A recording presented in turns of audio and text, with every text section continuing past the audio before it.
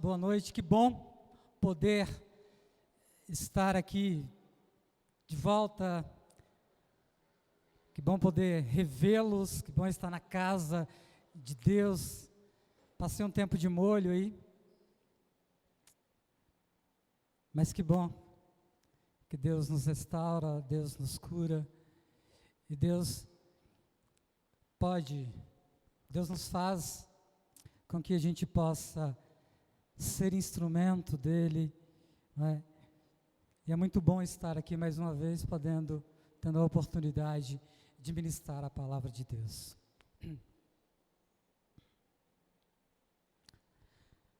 Bem, irmãos, o tema da nossa ministração hoje é crescimento espiritual, avançando para o alvo. E o nosso texto base está lá em Filipenses, a carta de Paulo aos Filipenses, no capítulo 3, e a gente vai ler, por enquanto, 13 e 14.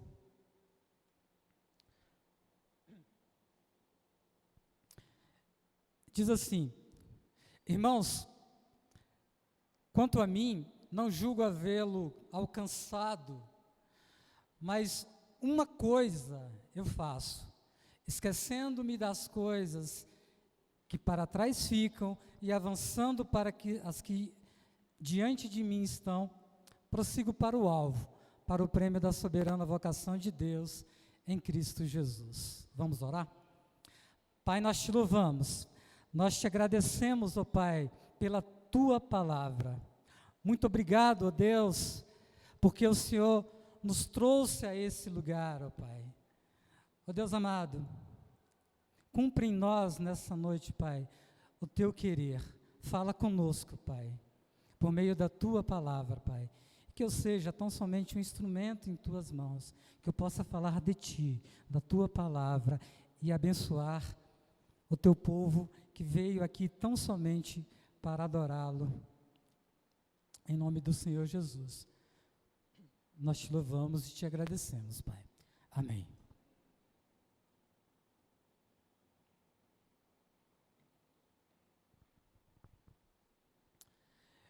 Irmãos, só contextualizando aqui um pouquinho, Paulo ele estava preso quando ele escreveu essa carta. E de forma bem resumida, o que ele está fazendo? Ele está expressando a sua gratidão pelo apoio financeiro para aquele povo que contribuía com ele, no seu ministério. Ele estava, mesmo preso, encorajando aqueles irmãos a viverem com alegria, com união e com perseverança em Cristo, ainda que eles vivessem em uma situação de dificuldades. Filipos era uma colônia romana lá na Macedônia. Era administrada diretamente pelos romanos e seguia, obviamente, as leis romanas. Portanto, aqueles não-judeus, gentios, aqueles cristãos que estavam ali naquela região, sofriam muita perseguição. Afinal, viviam em um contexto religioso e político bem diferente do que eles criam. E Paulo, aqui nesse capítulo 3, ele faz um firme alerta contra os falsos profetas. Tá? Mais um ponto. O que eram os falsos profetas? Eram pessoas que estavam dentro da igreja e tentavam minar a obra de Cristo ao impor práticas judaicas como necessárias para a salvação. Tá? Ideias judaizantes. E Paulo, ele usa a si mesmo como exemplo para desmascarar essa falsa doutrina. Né? Ele mostra que se a salvação dependesse da confiança da carne, como está lá no texto, um pouquinho antes do texto que nós lemos aí, ele seria o mais qualificado. E aí ele começa a listar as suas credenciais. ele foi circuncidado ao 8º dia, ele era israelita de pura linhagem, da tribo de Benjamim, hebreus de hebreus, fariseu rigoroso quanto à lei, zeloso, perseguidor da igreja, e ele era irrepreensível em justiça.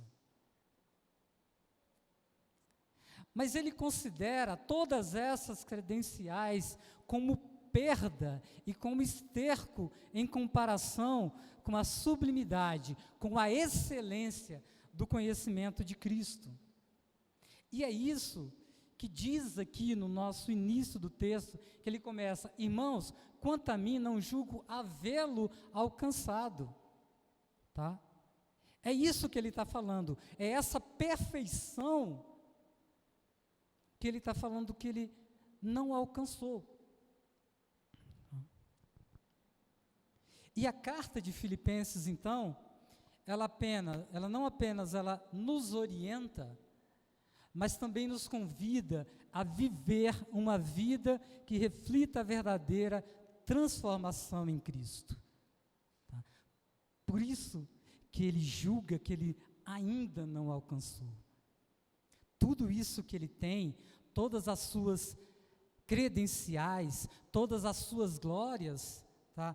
Para ele, que antes para ele era ganho, agora que ele tem o conhecimento, ele considera como perda.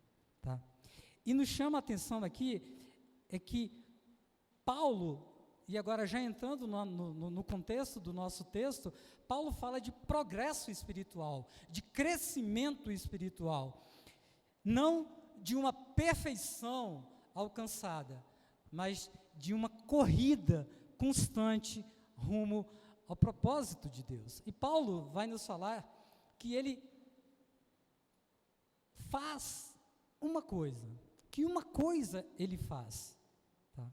Ele prossegue para o alvo. Tá? Como? Esquecendo das coisas que para trás ficam, avançando para as que estão adiante dele. E para quê? Para receber o prêmio, para alcançar o prêmio da soberana vocação de Deus em Cristo Jesus. Então, a gente tem um movimento aqui. Então, a gente percebe que há uma ação. O que Paulo nos propõe aqui é um movimento. Portanto, a nossa vida ela não pode ser estática. A nossa vida cristã, ela não pode ser parada, mas ela tem que ser uma peregrinação, tá? Focada no alvo. E é disso que a gente vai falar hoje. É uma corrida, a qual deve ser disputada com o foco, né, no alvo que é Cristo. Então, é como um corredor que sai em disparada com o foco lá no alvo, que é a linha de chegada. Mas a nossa corrida, ela não é uma corrida de 100 metros rasos. Normalmente a nossa vida é uma corrida de 3.000 metros com obstáculos, com aquelas barreiras, com aquelas poças de água, e que muitas vezes são criados por nós mesmos. São barreiras criadas por nós mesmos. Então a mensagem para nós nessa noite é exatamente essa. O que Paulo nos propõe, que é: avancem. Avancem para o alvo, ainda que haja dificuldades, ainda que haja barreiras, apesar das circunstâncias adversas. E eu gostaria que nessa nossa reflexão, que ela fosse no sentido de nos localizarmos nessa jornada espiritual. Nós vamos falar de passos de crescimento, de chaves e tal. Eu queria só que nós nos localizássemos nessa jornada. E aí a gente tem a nossa pergunta central. Em que estágio da minha jornada espiritual eu me encontro? Essa é a questão norteadora, é a que vai nos conduzir aqui na nossa reflexão. Onde nós estamos nessa corrida proposta lá atrás? E para isso eu proponho que a gente olhe para uma narrativa que é central no Antigo Testamento, que é a saída do povo de Israel do Egito. Vamos tentar, junto com esse texto, né, refletindo também com o texto de Paulo, para a gente tentar entender um pouco mais e aprofundar e alargar um pouco mais essa nossa reflexão. E, mais especificamente, 2 travessias, Mar Vermelho, Rio Jordão, a dupla travessia, correto? Então, vamos ler essas passagens aqui na projeção mesmo. Você que abriu aí a sua Bíblia, pode deixar aí mesmo em Filipenses, né, se você quiser, tá? Vamos acompanhar aqui na projeção mesmo. Vamos lá para Êxodo 14, versículos 15 e 16. Aqui a gente está falando da travessia do Mar Vermelho. E o texto nos diz assim: diz o Senhor a Moisés: por que clamas a mim? Dize aos filhos de Israel que marchem. E tu, levanta o teu bordão, estende a mão sobre o mar e divide-o, para que os filhos de Israel passem pelo meio do mar em seco.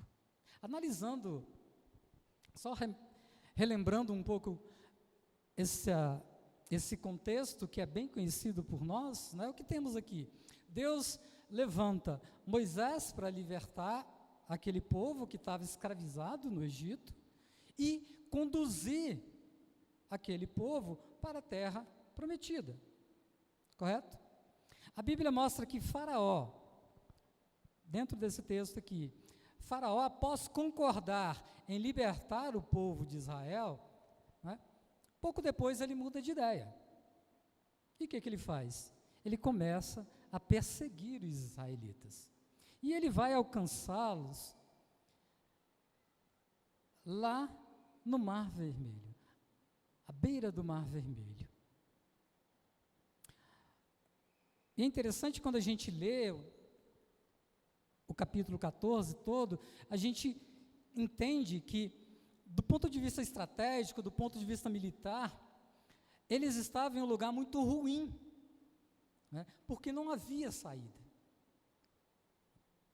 Os israelitas viram que o exército inimigo marchava contra eles e eles ficaram apavorados, ficaram com medo. Não havia saída para aquele povo. E eles começaram a murmurar. Eles se voltaram para Moisés e começaram: será que não havia sepulturas lá no Egito? Por que você trouxe a gente para morrer aqui nesse deserto? Nós pedimos que nos deixasse em paz lá no Egito, trabalhando como escravos para Faraó. Pois é melhor ser escravo dos egípcios do que morrer aqui no deserto. Eles sentiram saudade do tempo de escravidão. E esse é o nosso primeiro ponto, que é a ruptura com o passado. Pode passar um aí? Um antes? Menos? Aí. Esse é o nosso primeiro ponto, é a ruptura com o passado. O que precisamos deixar para trás?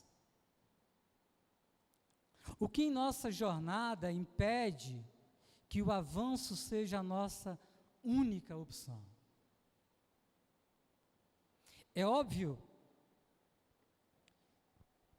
que o esquecer-se das coisas que ficaram para trás não é apagar o passado da memória. Mas que podemos olhar para esse passado, aprender com ele, tirar os aprendizados necessários e avançar, e não apagar da nossa memória.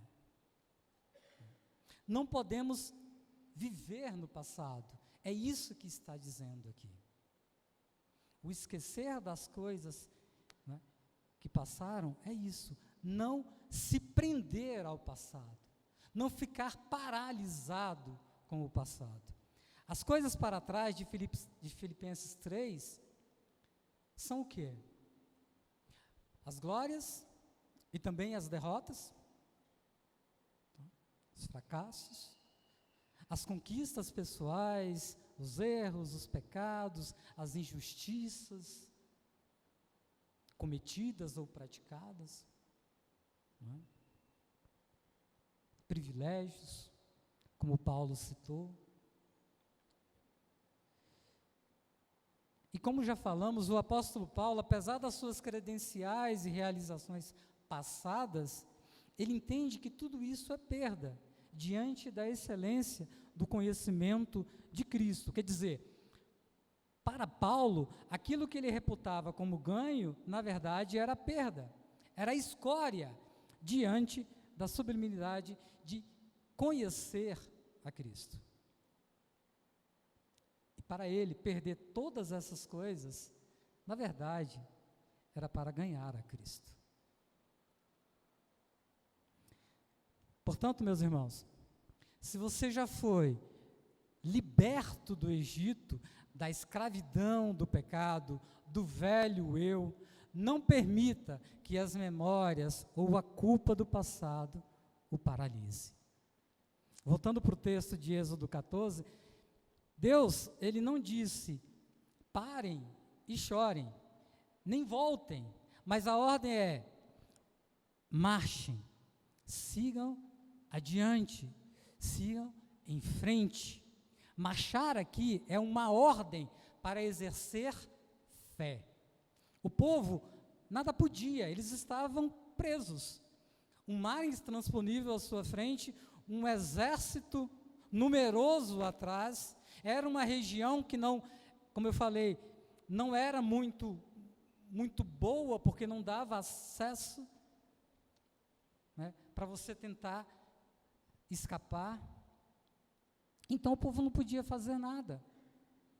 E é isso que o autor de Hebreus diz no capítulo 11, 29, que pela fé Israel atravessou o Mar Vermelho como por terra seca. E eu fico imaginando esse momento em que Moisés olha ao seu redor e vê um grande mar à sua frente, ele olha para trás e vê Faraó e seus cavaleiros se aproximando, e Deus diz para ele, marchem, siga em frente. Então marchar é obedecer antes de entender. Deus chama a ação mesmo quando os olhos não veem saída. É o passo de fé.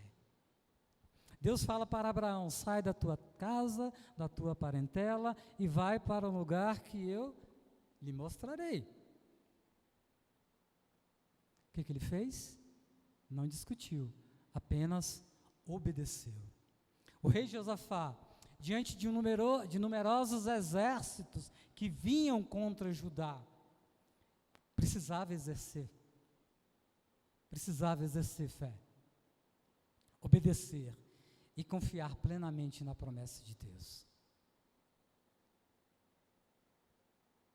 Aqui, Deus age soberanamente com força e com poder, abrindo o caminho, agindo com misericórdia. O povo não precisava entender, apenas exercer fé e marchar. E pela fé, o povo de Deus creu na palavra. Creu na soberania de Deus e começou a caminhar. E o que é isso para a gente? Esse é o nosso primeiro passo de fé na caminhada com Deus. Deixar o passado de escravidão, a culpa, o medo, o comodismo, romper com o pecado que nos prende, entender que a fé é movimento, não estagnação. Por isso que Deus diz, marchem. A gente precisava romper com aquilo.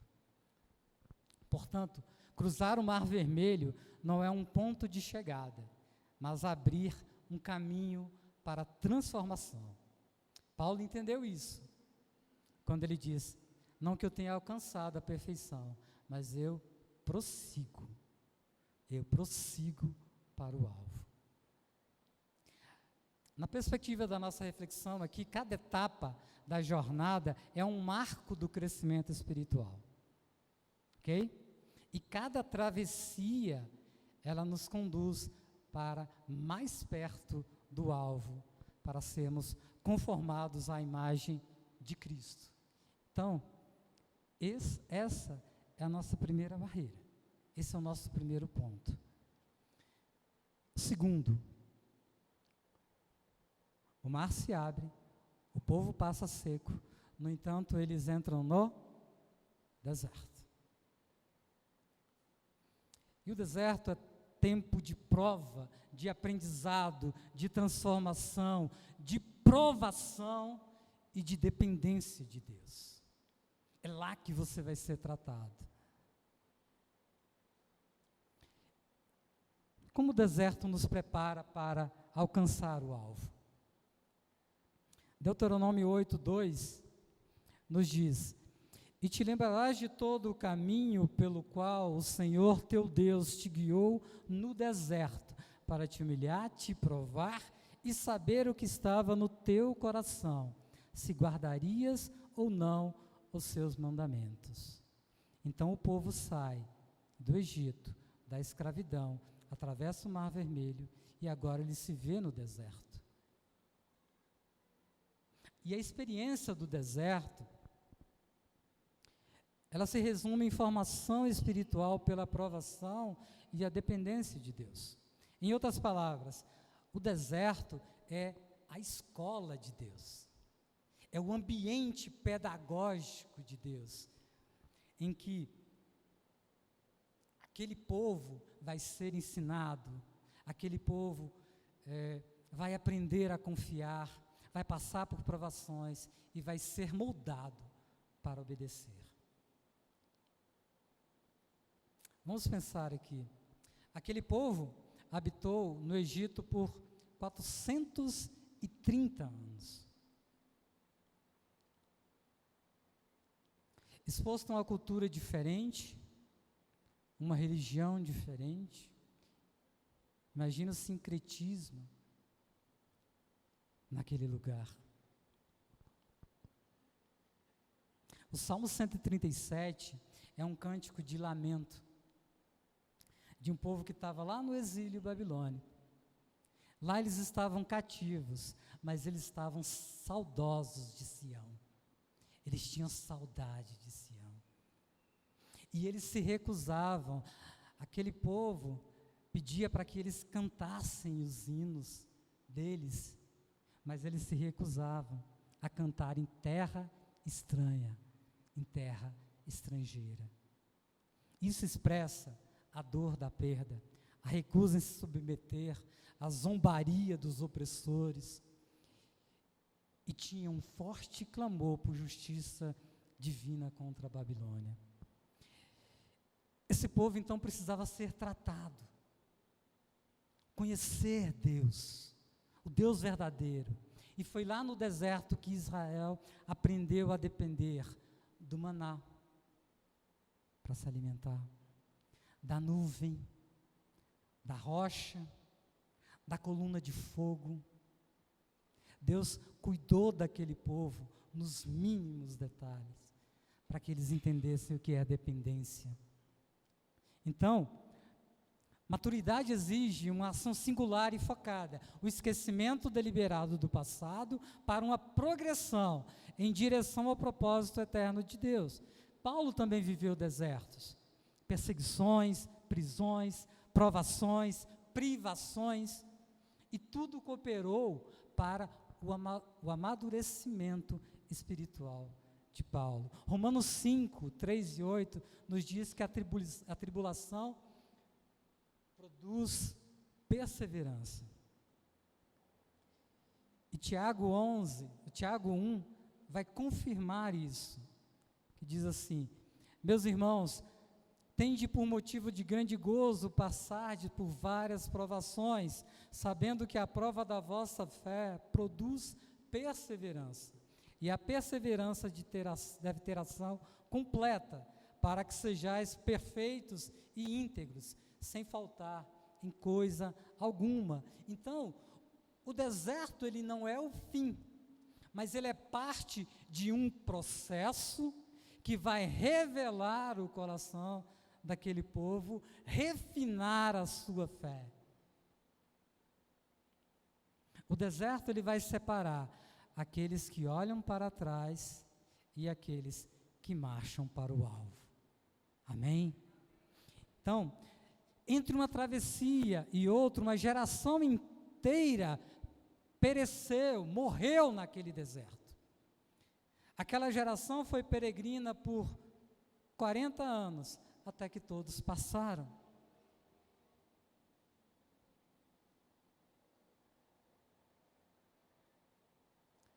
Por isso que deserto não é habitação.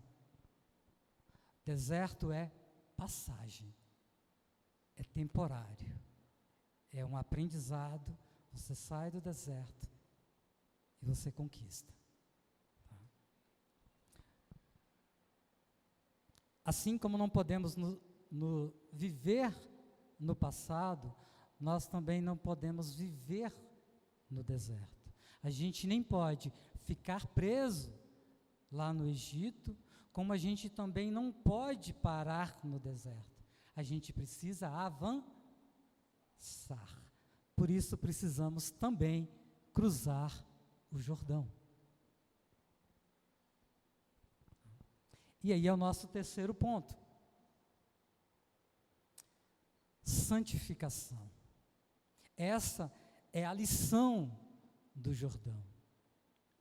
Como atravessar os limites que ainda nos impedem de alcançar o alvo? O que nos conduz à travessia do Jordão? Se lá, no Mar Vermelho, Deus agiu com misericórdia, com amor, tá? E se colocou entre o exército e o povo, aqui é um pouquinho diferente.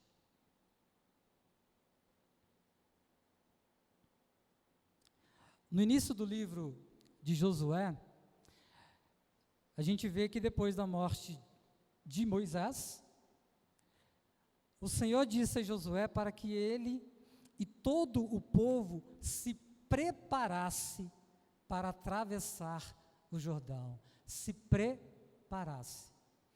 E a entrar na terra que o Senhor deu aos israelitas, o cumprimento da promessa. E no capítulo 3, disse Josué ao povo: santificai-vos, purificai-vos, porque amanhã o Senhor fará maravilhas no meio de vós. E também falou aos sacerdotes, dizendo: levantai a arca da aliança e passai adiante do povo. E levantaram, pois, a arca da aliança e foram andando adiante do povo. Este versículo, ele estabelece duas condições espirituais necessárias aqui para a travessia. Lá, Deus agiu com misericórdia. Aqui, existem duas condições. A primeira: antes de entrar em Canaã, o povo não é chamado para lutar, a planejar, a criar estratégias. O povo é chamado para se santificar. E o segundo: a arca da aliança tinha que vir à frente. A presença de Deus ir à frente. Isso representa a presença de Deus. Quando os sacerdotes que levavam uma arca entraram no Jordão, o que aconteceu?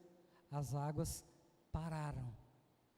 E todo Israel passou o rio a seco. Amém? Meus irmãos, a travessia do rio Jordão, assim como o Mar Vermelho, não é apenas geográfica, ela é espiritual. A santificação é esse processo de separação entre o cumprimento, para o cumprimento do propósito divino. O Jordão marca esse momento, essa fronteira espiritual representando a separação entre o velho e o novo. Assim como Paulo diz lá em Filipenses, que precisamos avançar para aquilo que está adiante de nós. O cristão também precisa atravessar os seus mares, os seus Jordões, de ter a experiência que marcam transições espirituais. Vocês entendem? A gente não está falando que é uma simples mudança geográfica, mas que existe algo mais, que existe uma transição espiritual nessa passagem. Cada travessia exige, portanto, deixar algo para trás e avançar. Se lá no Mar Vermelho estávamos rompendo com o passado, tá? Aqui nós estamos rompendo com o nosso velho eu. Por isso que nós passamos pelo deserto. Aquela nova geração teve que ser também ensinada por Moisés no deserto. E aquela geração é que de fato entrou na terra prometida. Ela que cruzou o Jordão. Vocês entendem? Aquela geração que murmurou, não podia entrar em Canaã. A gente consegue refletir e trazer isso para os nossos dias? Amém? E esse é o passo que só damos quando confiamos na presença do Senhor à frente. Por isso que a Arca da Aliança, a presença de Deus, vai à frente do povo.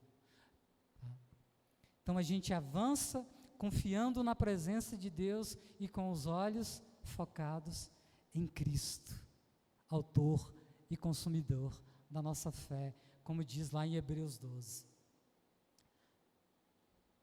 Portanto, nós também corramos com paciência a carreira que nos está proposta, olhando para Jesus, autor e consumador da fé. Um outro ponto que a gente pode falar aqui também é que muitos veem o Jordão como símbolo do batismo. Assim como Israel passou pelas águas para entrar na promessa, o cristão passa pelas águas do batismo para entrar numa nova vida com Cristo. Jesus foi batizado no Jordão, conectando a sua missão, o simbolismo de entrada para uma nova aliança e o início do seu ministério. Portanto, a vida cristã é uma jornada de fé, de superação e de avanço. Amém? A caminhada de Israel simboliza uma progressão espiritual do crente. Por isso que eu trouxe essa narrativa, porque ela representa esse crescimento espiritual, de libertação, de transformação e alcance de plenitude. Assim, a gente entra no quarto ponto, que é a plenitude da vocação. Passa mais um aí. Mais um. A plenitude da vocação. Você está prosseguindo com perseverança para o prêmio da vocação celestial em Cristo? O quanto nos esforçamos para isso? O texto lá de Filipenses fala: mas uma coisa faço, eu não penso, eu não sinto, eu faço. O que eu faço? Eu prossigo para o alvo, para o prêmio da soberana vocação de Deus em Cristo Jesus. No contexto de Paulo, o alvo é Cristo. Cristo é o nosso modelo e foco da nossa corrida cristã. É para Ele que olhamos. Em Romanos 8, 29, nos diz: o propósito final do cristão é tornar-se semelhante a Cristo, para sermos conformes à imagem de Cristo.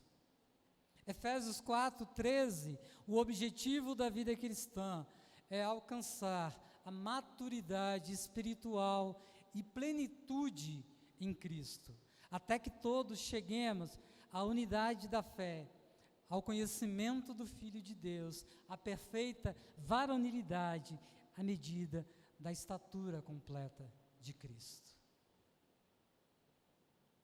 Mas o texto também nos fala de um prêmio. Que prêmio é esse? A recompensa final, o prêmio é a recompensa final, pela perseverança em prosseguir no alvo, em perseverar, em continuar, em não desistir. A recompensa é a plenitude do chamado de Deus, é o entendimento do chamado divino, é a coroa, é a vida eterna. Portanto, diferente do que antigamente eu lia, o prêmio não é a salvação. A salvação é graça. A salvação nos é dada sem merecimento. Eu achava que o prêmio era a salvação. Mas não necessariamente. É a recompensa por termos lutado o bom combate e guardado a fé, vivendo com um alvo na nossa mente, como diz 2 Timóteo 4.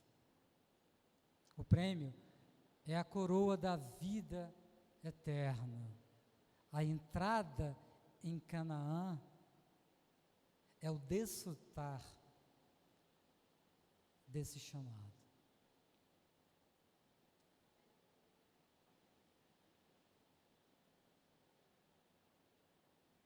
Paulo, já ao fim da vida, ele vê o prêmio como a recompensa final por permanecer fiel até o fim, a despeito das circunstâncias, das adversidades, das dificuldades, dos obstáculos. O prêmio é a coroa da vida eterna. E pela fidelidade, como está lá em Apocalipse 2:10, ser fiel até a morte, e dar-te-ei a coroa da vida. Vocês entendem? E vocês conseguem enxergar cada etapa, cada passo, como isso de fato é uma corrida, é um progresso, é uma progressão espiritual.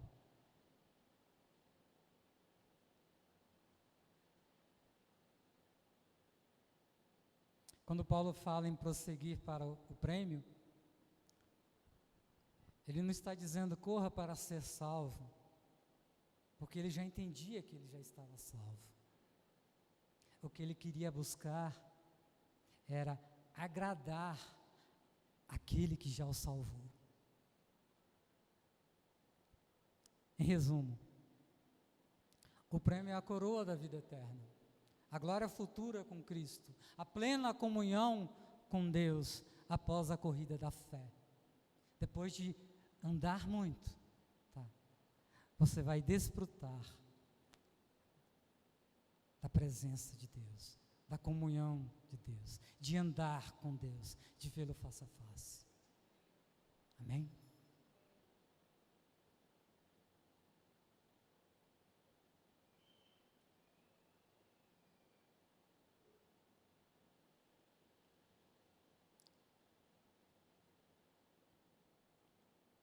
E esse é o ápice do nosso crescimento espiritual. Ser plenamente conformado a Cristo, o que se completará lá na glorificação. Então, resumindo a nossa jornada de fé cristã, lá no início da caminhada, Deus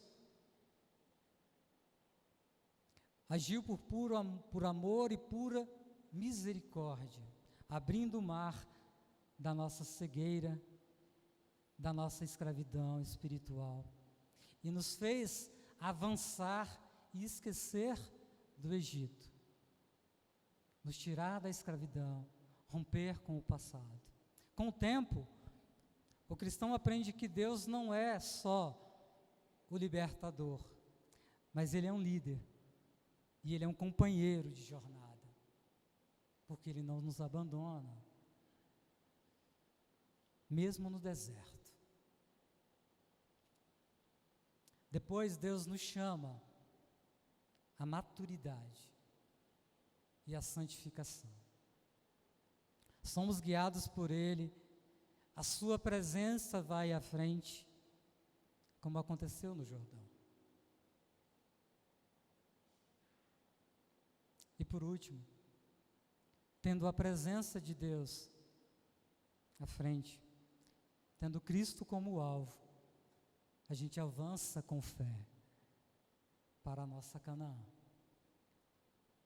pois o prêmio nos aguarda.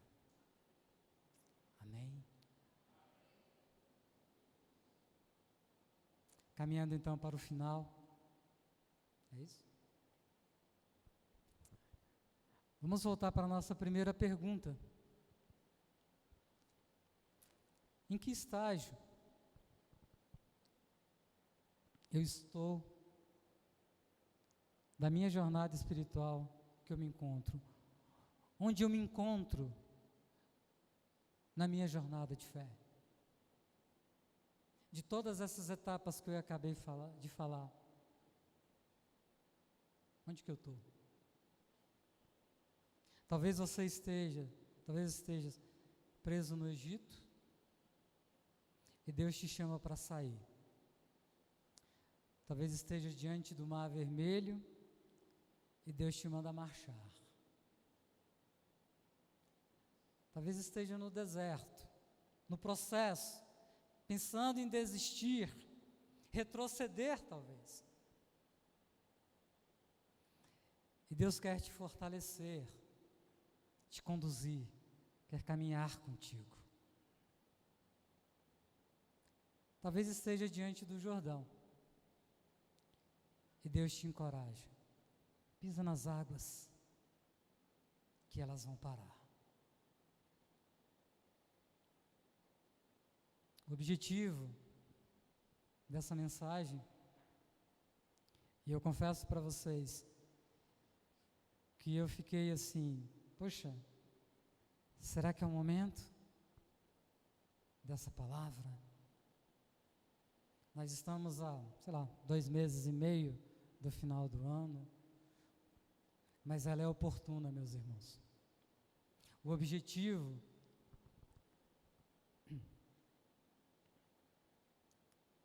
é despertá-lo, despertar-me, porque é para mim também. É como se eu estivesse falando para o espelho. O objetivo é incentivar a avançar, a não desistir, a buscar o crescimento espiritual. Nós estamos no ano da identidade, e creio que não é por acaso estarmos nesse ano. Eu creio que há uma mudança profética acontecendo aqui na igreja, um girar de chave, um tempo em que marcará essa transição espiritual, e a gente não pode ficar para trás. Por isso, irmãos, não pare, prossiga para o alvo, faça como Paulo, avance, tendo Cristo como alvo para obter o prêmio. A soberana vocação nos lembra que a nossa cidadania, ela está nos céus e não na terra. Nós somos cidadãos dos céus. Nós somos chamados para a eternidade. É lá que a gente vai morar com Deus. Amém? Quem pode dar um glória a Deus? Amém. A soberana vocação em Cristo Jesus é eternidade, é herança celestial, é coroa da vida. Nós estamos indo para novos céus e nova terra, para um lugar onde não há choro, não há dor. E lá nós teremos um corpo glorificado, incorruptível. Olha que maravilha. Portanto, esqueçamos das coisas passadas e vamos avançar com nossos olhos firmes no alvo que é Cristo, até alcançar o nosso prêmio, que não é terreno, mas é eterno, que é a plena comunhão com Deus. Vamos ficar de pé? Que Deus nos abençoe, que você receba essa palavra com alegria no teu coração, que essa palavra encontre em você um terreno fértil e que possa frutificar e que você possa ser abençoado, que você possa ser tocado pelo Santo Espírito de Deus e possa entender que você precisa crescer espiritualmente, que você não pode parar, que você não pode estagnar, que você não pode desistir, mas que você precisa avançar. O nosso chamado, a ordem que Deus nos dá nesta noite é: marche, avance. Está difícil? Está no deserto? Está no processo? Não importa. Deus vai cuidar de você. A presença de Deus vai à frente, e quando você pisar as águas, certamente elas vão parar, e você vai passar em seco, você não vai ser atingido. Os exércitos, as dificuldades, tudo que você tem passado, não vão te alcançar. Em nome do Senhor Jesus, eu louvo e agradeço, Pai, por estar aqui na Tua casa, por poder falar da Tua palavra, por poder, ó Pai, por ter a alegria, Senhor, de aprender contigo. Ó Deus amado, povo, o Teu povo que veio a este lugar, veio para honrar o Teu santo nome, veio para Te buscar. Ó Deus amado, se porventura alguém entrou aqui nessa noite, triste, magoado, pensando em desistir, talvez trazendo algo para colocar diante do Teu santo altar, uma dificuldade, um problema de saúde, problemas financeiros, ó Pai. Em nome do Senhor Jesus, ó Pai, visita cada um deles, ó Pai. Visita, ó Pai, com força, com poder, ó Pai, assim como o Senhor fez lá com o povo de Israel. Visita, ó Pai, coloca, Senhor Deus, o anjo do Senhor no meio, ó Pai, dividindo, separando, para que nada possa atingi-los, ó Pai. Visita essa noite, ó Pai. Traz, ó Deus, a cura. Traz a provisão, Senhor. Traz resposta, Pai, para o Teu povo, Senhor. Ó Deus amado, em nome do Senhor Jesus, nós Te louvamos, ó Pai. Nós Te agradecemos na certeza de que o Senhor é um Deus maravilhoso. Um Deus que nos ama, apesar de nós. Um Deus que nos ama com amor extravagante, ó Pai. Por isso, ó Deus, nós Te louvamos e nós nos rendemos, ó Pai, diante da Tua presença. Em nome do Senhor Jesus. Amém. Que Deus os abençoe.